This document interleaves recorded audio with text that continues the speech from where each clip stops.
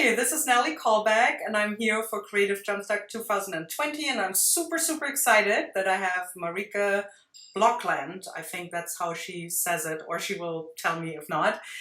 Here from the Netherlands today. Hi, Marieke. Hi. So excited to have Marieke. I'm following her for many, many, many years. She also has her own online school, and she does a lot of workshops, but one that she's very well known, I think, for is the art school, art summer school, or art journal summer school, sorry.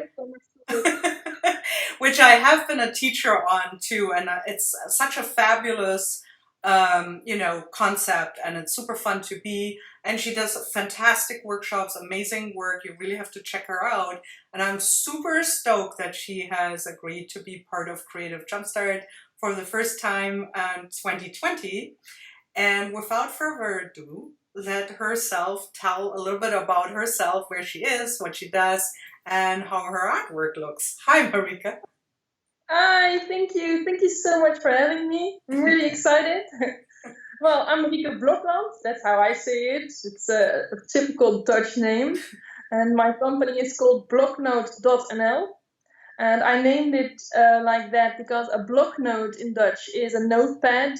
And yeah, that's used for jotting down ideas and scribbling and doodling. And yeah, that is really what I stand for. I really love to jot down ideas and doodle and make quick notes. And that is also really what I love to teach others, to just do not fear jotting down things. Yeah, be it in doodles, but also in self-expression. And like you said, I teach online at my own school, Blocknote Academy, and I've been doing it for 5 years now. I can't believe that it's already been 5 years. I have the best job in the world. I get to paint and draw and take photos and make videos and teach hundreds of people. And yeah, I love what I do.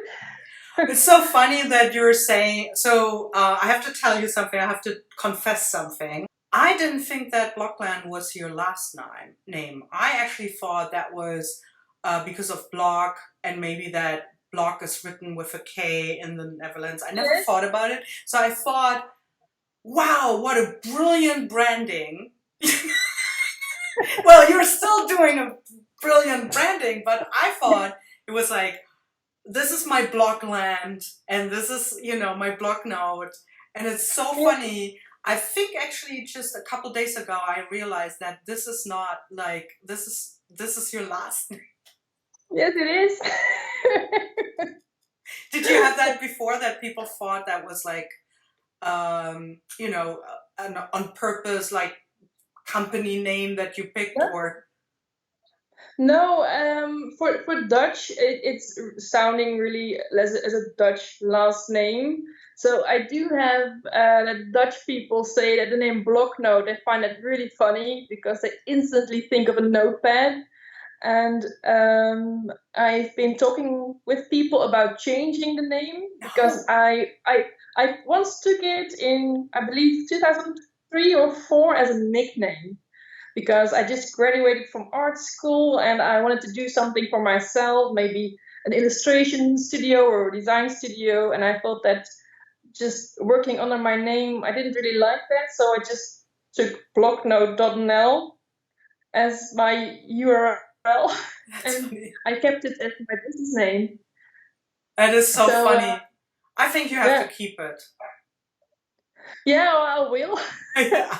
It's, yeah, I've been using it for 15 years now, so I don't think I'll ever change it anymore. Right. So I know you have so you went to art school, and I think that, we share both. I didn't go to art school, but we both share a passion for, artists and museums, and, like, also looking a little bit behind, and we will talk about it. But first, so this year's theme that we sent out, or I sent out to all the teachers for Creative Jumpstart, from which you guys then make like an about 10-minute video, short and nice, is superpower, your artistic Yeah. superpower.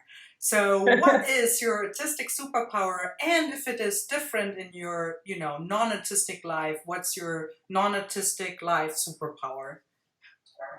Well, first, my non-artistic life superpower. I thought about that because I sometimes amaze myself that I'm actually able to run a business from home while having a family. Yeah.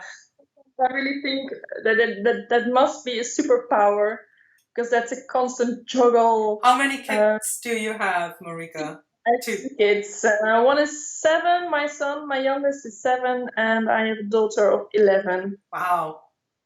So Yeah. yeah, that's my unartistic superpower. And my artistic superpower, I think that I because that is I'm really passionate about art journaling, and I love to express my inner world and my emotions, and I can be really open towards how I feel, and I just put it on paper. And I can be really open to my own feelings, and I really believe that that is a superpower. And Yeah. I'm also really passionate about teaching about that, being really true and open to how you feel at that moment. Do you struggle with showing your art journals to the public? Because people like us, we share a lot of stuff, right? So do you sometimes have privacy issues, or how do you deal with that? Do you say, it's okay, everyone can see it, or? Yeah, it's a bit double-sided because on the one hand, I couldn't care less. I share a lot, and well, pretty much everything I make, I share online, and I really do not have any trouble with that, even if it's really personal. It doesn't really bother me to share it, Mm-hmm. and I mind being vulnerable in that. But there's one thing that I really struggle with is that sometimes I make really happy Mm-hmm. work, and sometimes it's really strong and more raw and emotional. And I notice that some people don't understand that. Mm-hmm. That they and that is when I feel most fragile, Mm-hmm. because sometimes I make really happy floral things and dolls and with pretty colors, and sometimes I make stuff that is really raw and sometimes even a bit political, Yeah. and people don't understand that, yeah, that I can have two sides. But to I me, that's actually just life. enjoy those, to see those oftentimes the most, because it makes me feel very connected with the person who makes those, because it's like so easy to have this like, oh, I'm always happy and here's my happy, funny page, with beautiful colors. But actually, that's, as you said, that's not us. Like, all of us exist in different phases and different emotions, and um, Exactly. right? So it makes me feel very connected. And then, well, I also have a very grungy taste, so I always like when it's a little bit dark, twisted Yeah. too. But I know what you mean. I remember one Creative Jumpstart many years ago. We did like different master artists, mostly modern artists, and one of them was Jean-Michel Basquiat. And um, people were, he does like very funky faces and stuff, or Yeah. like I figures, and love me too. And there were a lot of people that were like very, they still loved it, but they were, at first they couldn't really get into it because they felt like this was too dark or angry or too raw and emotional. And I thought it was interesting, how we react to it, which I always think it is good when someone reacts to, art. I think you want a reaction, right? Yeah, I think that is the power of art. Exactly. Like, Superpower of art. it's the superpower of art itself. Yes. Like, I can hate something that I see, like that can happen too. I mean, that's a strong emotion, but I can stand there and get a really raw, like, I just dislike that. But then that's amazing. There's an object that communicates and can trigger those emotions with me, which I think is Yeah. brilliant. We mentioned before that, and you mentioned before that you're super passionate about art journaling. So let's say you have beginners in your class. What do you tell them, as an encouragement to start to putting themselves out there? Well, I always say that everyone can do it. I think that every art teacher says that, but I often compare making art with cooking, for example, and that you only have to enjoy doing it to be able to do it. And I often also have my kids as an example. My daughter was in the kitchen yesterday with two friends. They were just baking cookies, and they couldn't care less if they were going to be good or not. They were just having so much fun. Right. And that is what I always try to tell everyone who is beginning. That's to be really open to the process and enjoy it, and then the rest will follow. Yeah, that's true. So do you teach a lot of in-person classes too, or mostly online? No, I did a couple of years ago. I did give a couple each year, but I noticed that it was just too much for me.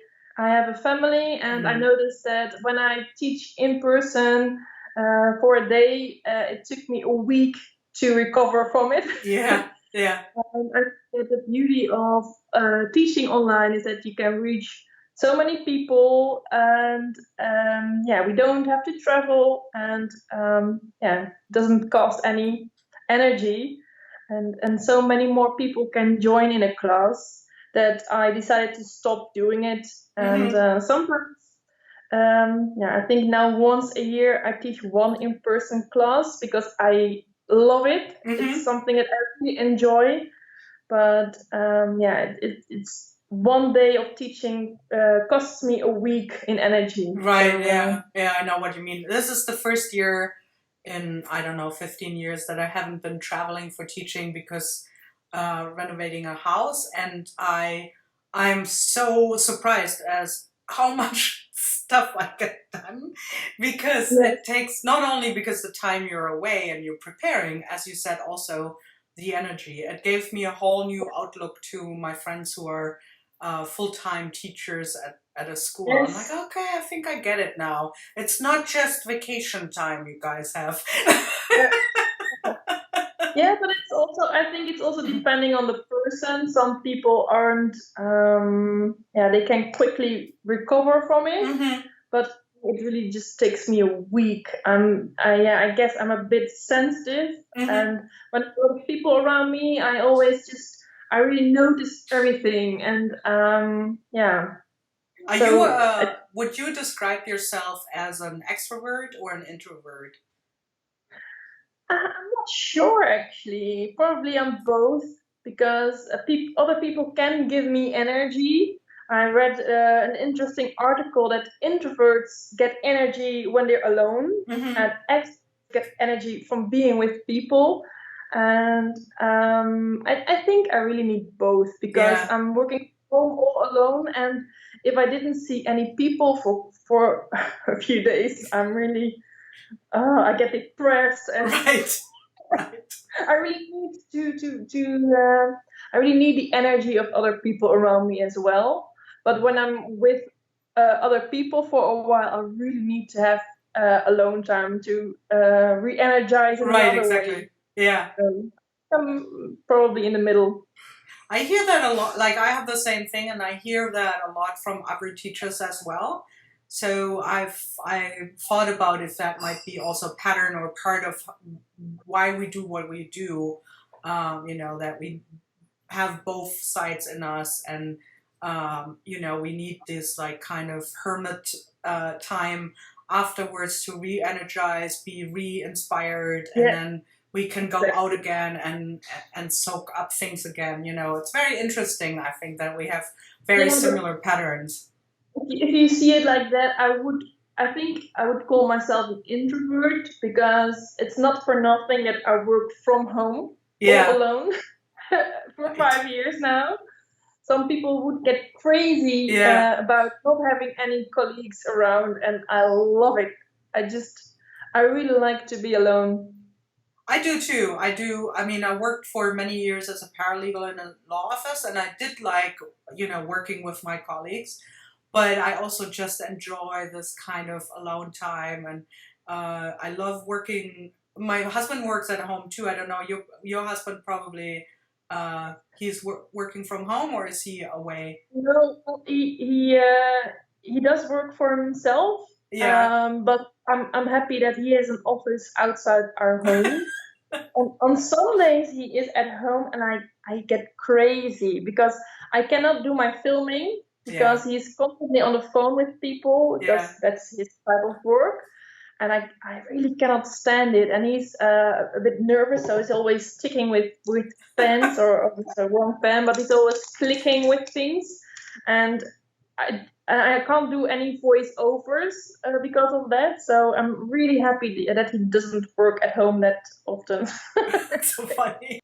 Are there any famous artists or graphic artists that you learned about in school or even today? I mean, we always learn, still, but that you're super, super fond of and that you think that they inspired your artistic style and, your artwork? Well, at school, of course, I had my favorite artists at school, but I think that your taste changes along the way.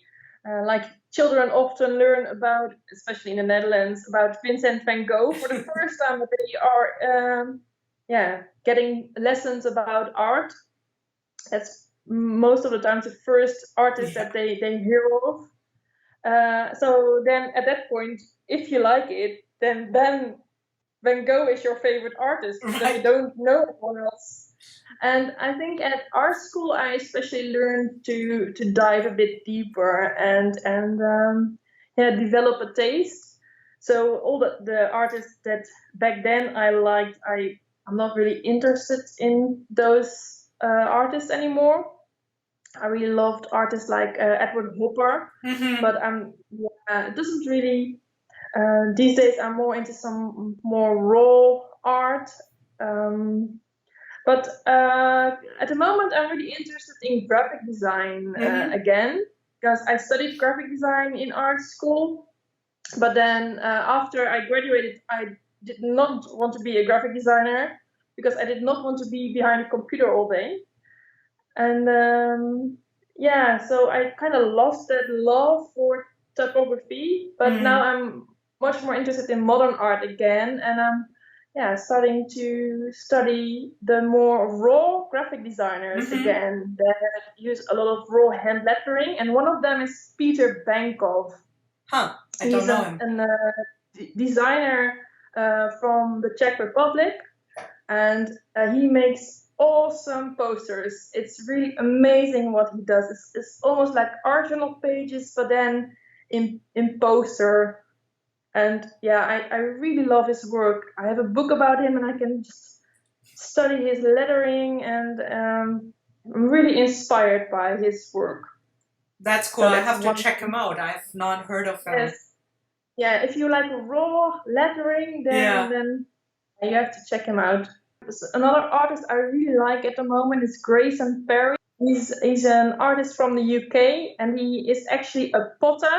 He Huh. makes pots, but the way he designs them is, yeah, he makes a lot of drawings, and he makes that in the glaze.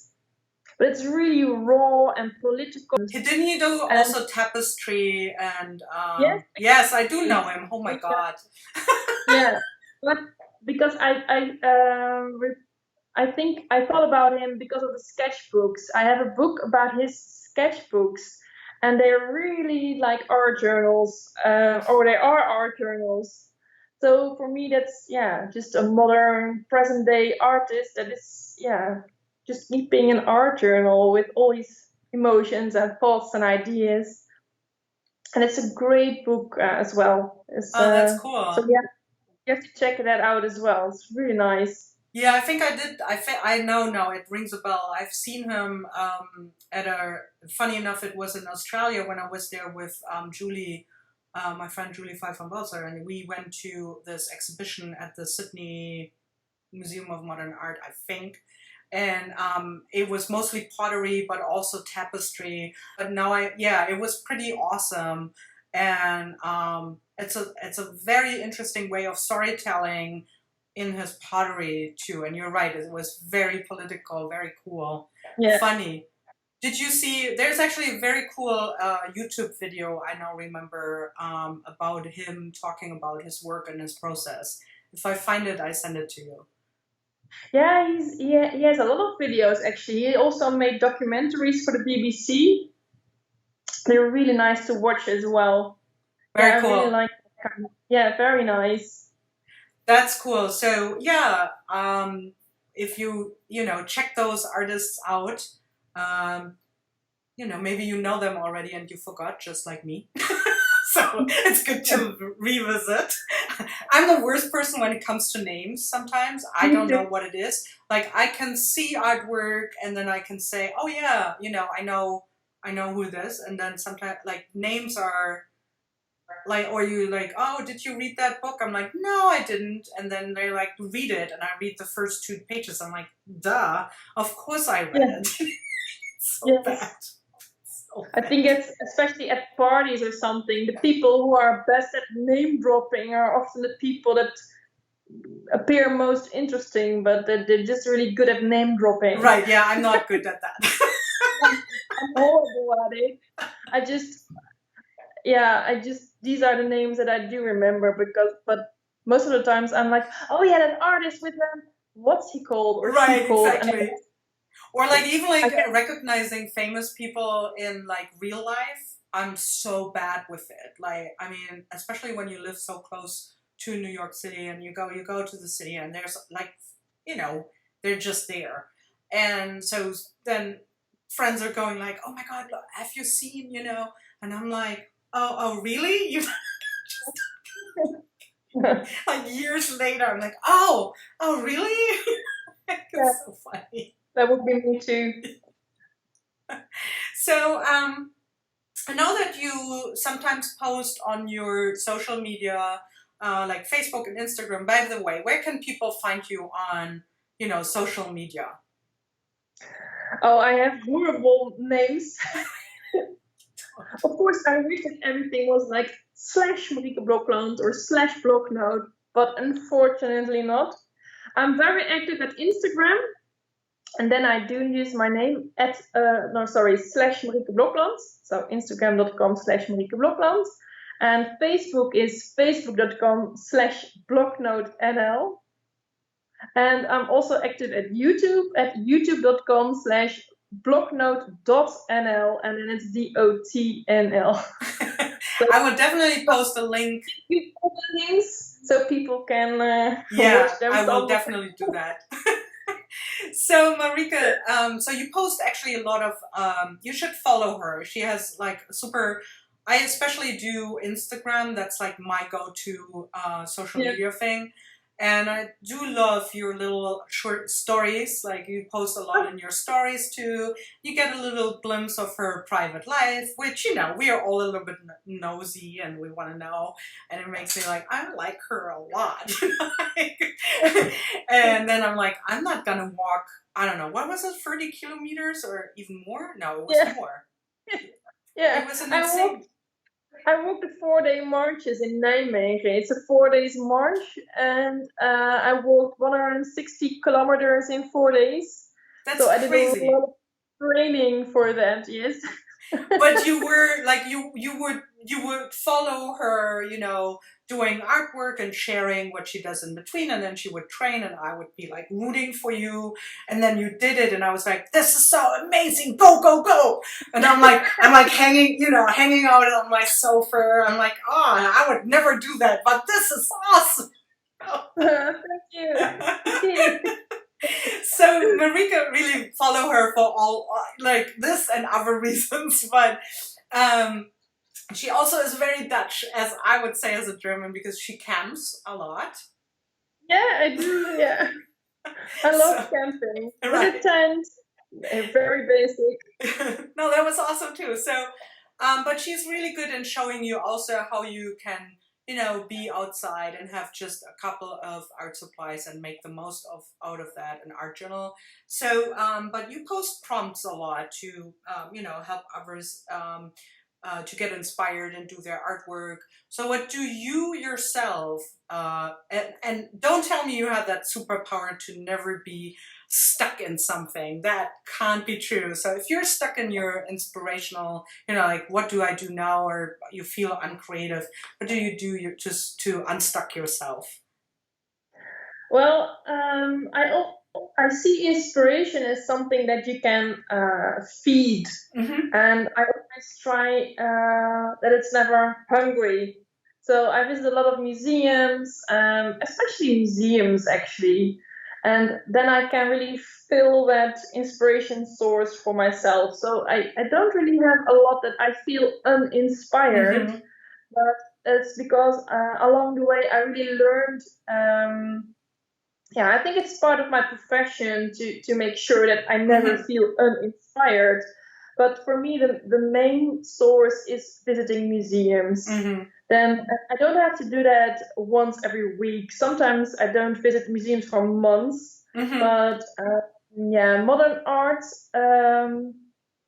yeah, really gives me so much inspiration. And then yeah, of course, also surfing internet and other artists online. But I often warn my students for that because Mm-hmm. these days it's much harder to feel no, I say that wrong.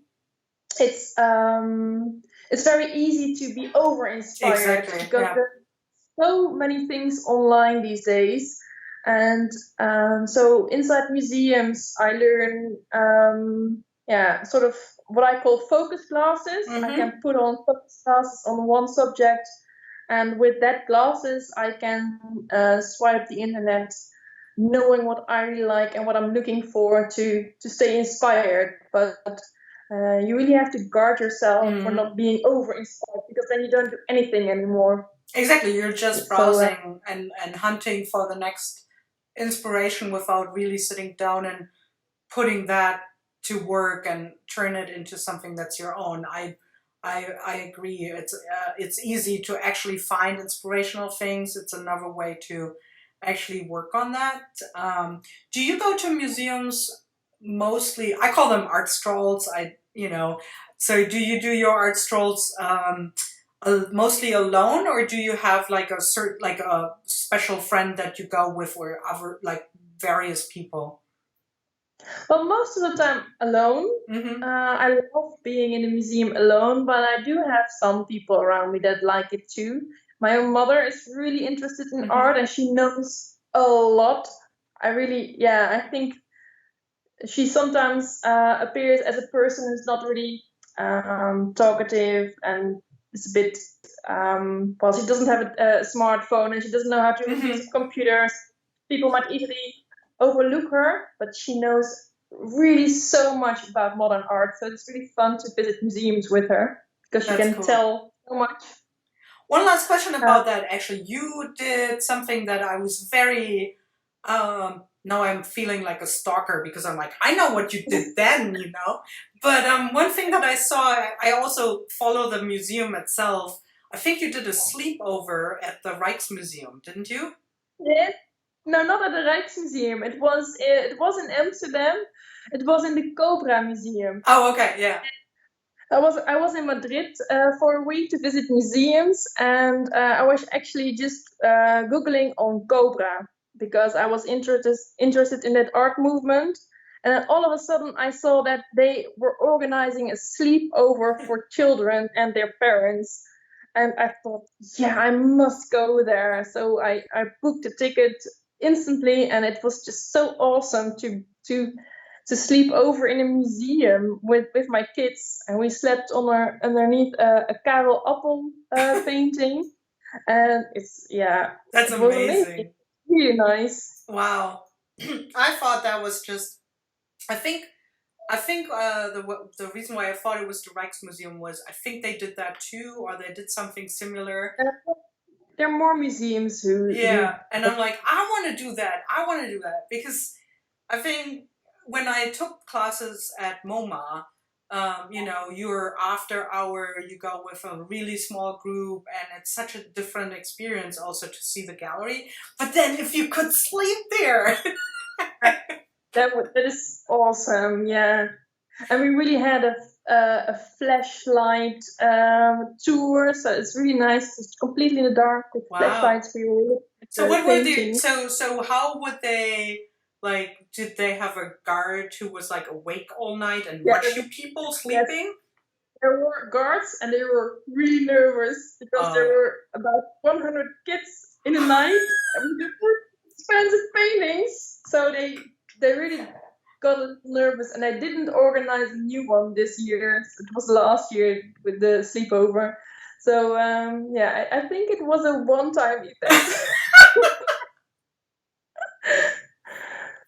I can Yeah, imagine. I think that would like, you know, freak uh people just out. Like, how does that work, right? yeah, it's the nightmare of a museum guard. Really. Yeah. I actually, when I did these classes at MoMA, the guy who I mostly liked the classes to take the classes with, he's a conservator, and he worked at MoMA and other museums, and he said the the most damage to paintings usually happened when MoMA was still serving the alcohol in the gallery. So now Oh when they yeah, have like openings and stuff, you're not allowed to bring your drink into the gallery itself. Like you have, you know, the big lobby and you can get all your drinks, but you're not allowed to go and wander around. But he said it would be either people tripping and then just like, you know, smash a painting, and you showed us paintings that were restored and you wouldn't know, or people were so drunk that they would like plant a kiss with their lipstick on the canvas. And so he was talking about how like any of those events are like such a huge nightmare for the guards, and you know, because then that's your job to make sure that doesn't happen. But wow, yes, exactly. very fun. But, That was but super I think it's fun. yeah, it Sorry. was a wonderful way to to get my kids involved in art in a very fun way. Oh So yeah, I bet. Are they artistic?